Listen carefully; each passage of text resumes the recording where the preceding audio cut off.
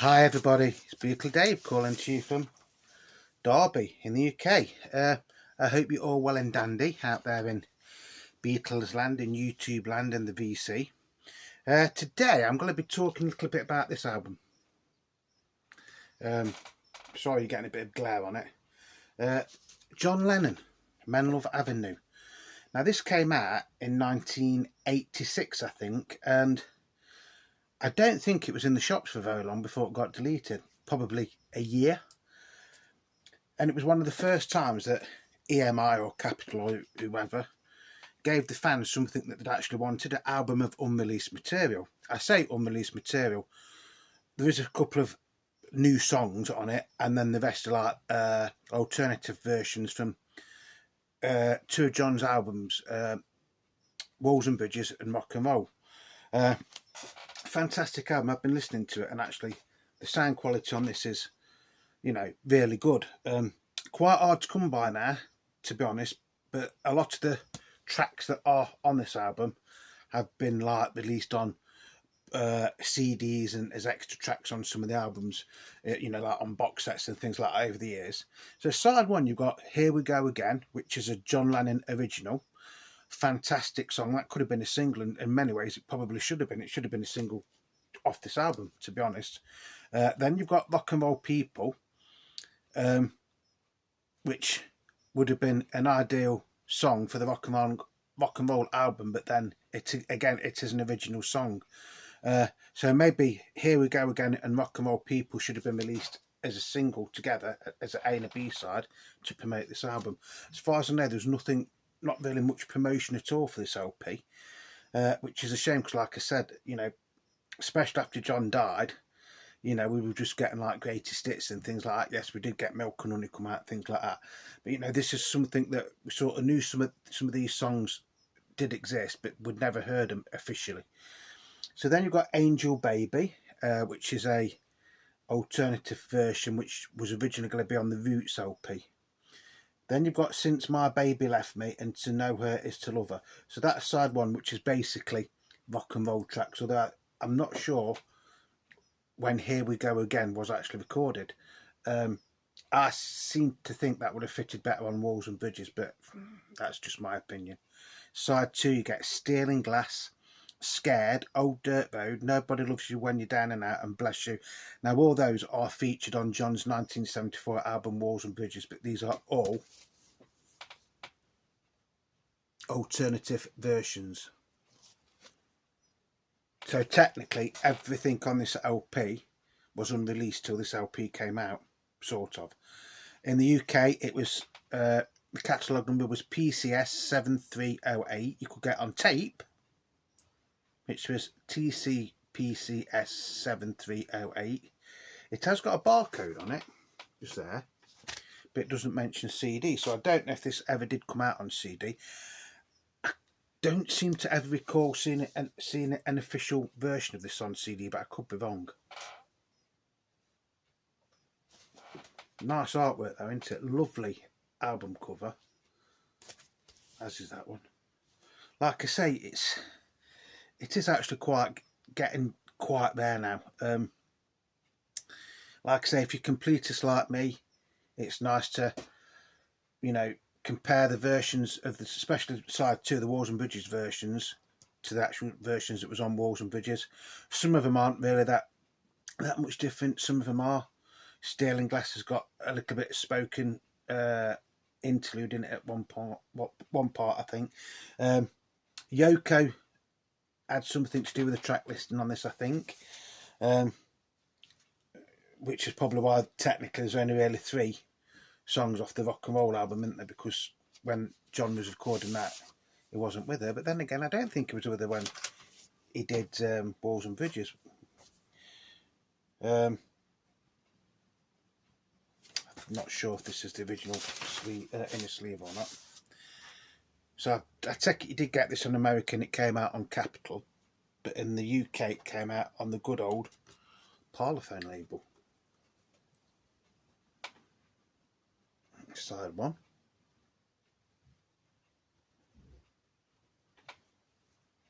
Side two.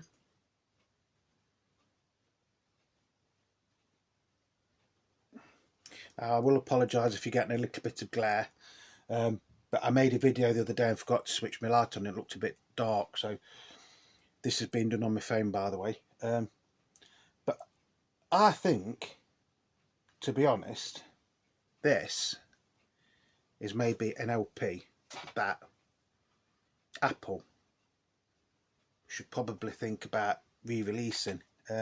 Yes, a lot of the tracks, as I've mentioned before, have appeared on box sets and things like that, but not everybody could afford to buy super deluxe box sets of Walls and Bridges or Rock and Roll or whatever. The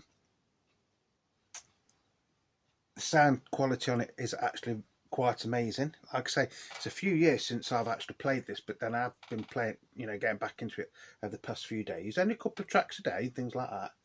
Flat as a pancake. So yeah, I think this is one of those that's crying out to be re-released. You might disagree with me, you probably will, because you'll be saying, but technically there's nothing new on it.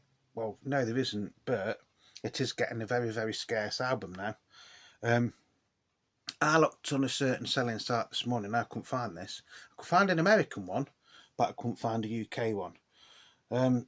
It's a bit like the John Lennon Live in New York City. The American ones of them are more common than the UK versions. The UK versions don't come along very often.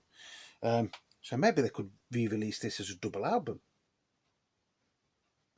with this in one side and then the John Lennon Live in New York City on the other. Yeah, that'd make quite a nice album, wouldn't it?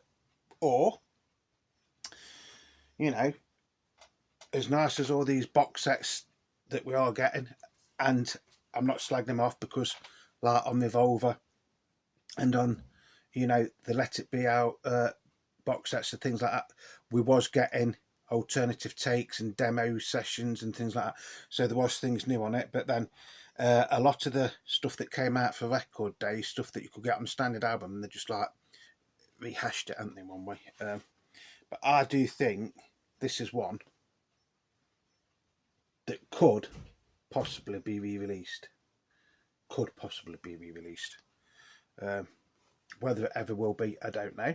But maybe Apple, if you're looking, you know.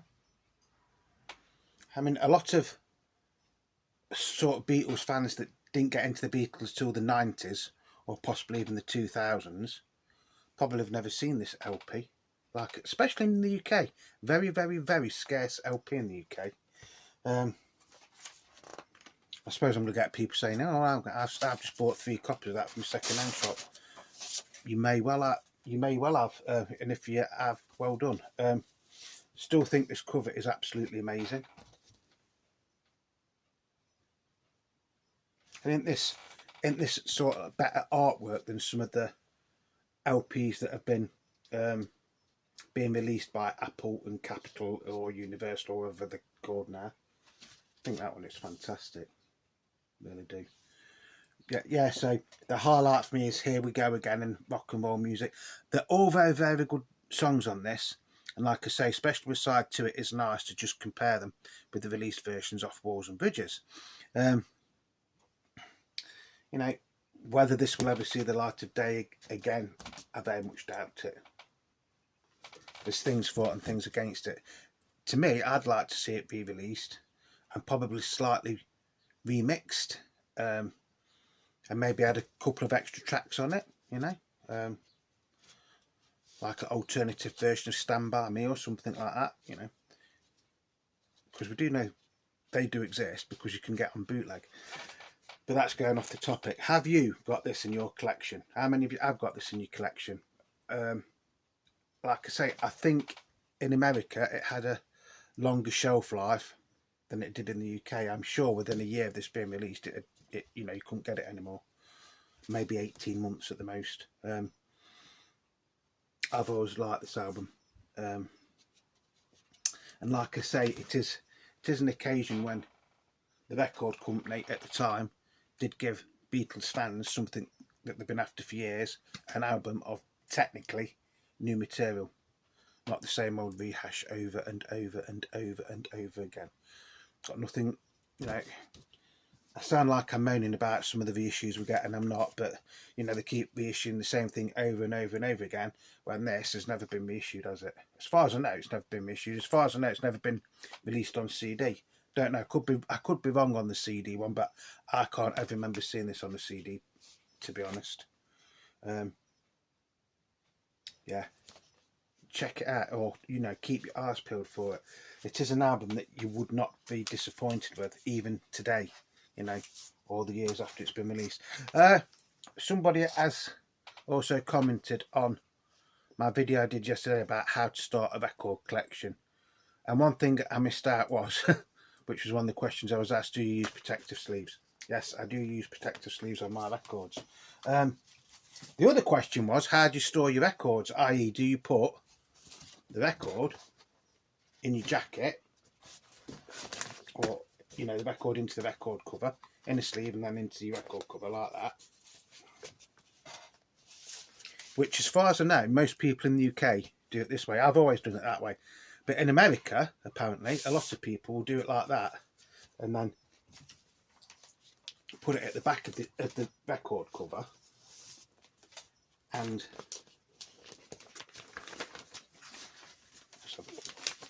this won't go in now, will it? Now I've done this. Well, at least you know it's live, folks. And we'll store their records like that. Whichever way you do it, it's fine by me. I think the thing with American albums is they used to get a lot of ring wear on theirs because their covers weren't quite as good as the UK ones in the 60s and 70s. I mean, they're all the same now, aren't they, I think? But no, I don't keep mine like that. I always put the record in the inner sleeve, and then put the inner sleeve into the cover.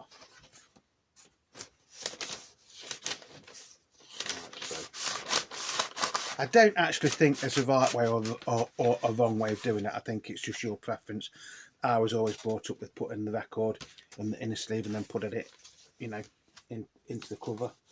And then obviously now I do put them in protective sleeves as well. I couldn't actually remember what these were called yesterday. I had a senior moment. Anyway, that's been a little bit of entertainment for you. Just a little one for today. Like I say, I'm not sure how many of you've actually even seen this LP. It's not there as such, don't get me wrong. It's not a mega rare record, but it is getting quite hard to find now.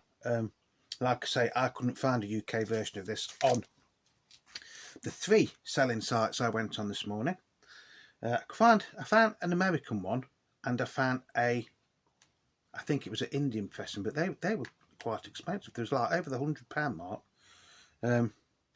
Yeah, John Lennon, Menlove Avenue, which was actually the house where he lived with his Aunt Mimi, wasn't it? Which we might be going to see next week, by the way, when we go to Liverpool. So yeah, if you ever see this album, I would highly recommend it. Don't actually know what it's worth now, because I couldn't find another one to compare it with, apart from an American one and an Indian one. And if I do a comparison, I always try to do like for like. So it's, you know, the UK one has got to be to the UK one. Things like, I don't suppose it's worth that much, probably around the £20–25 mark.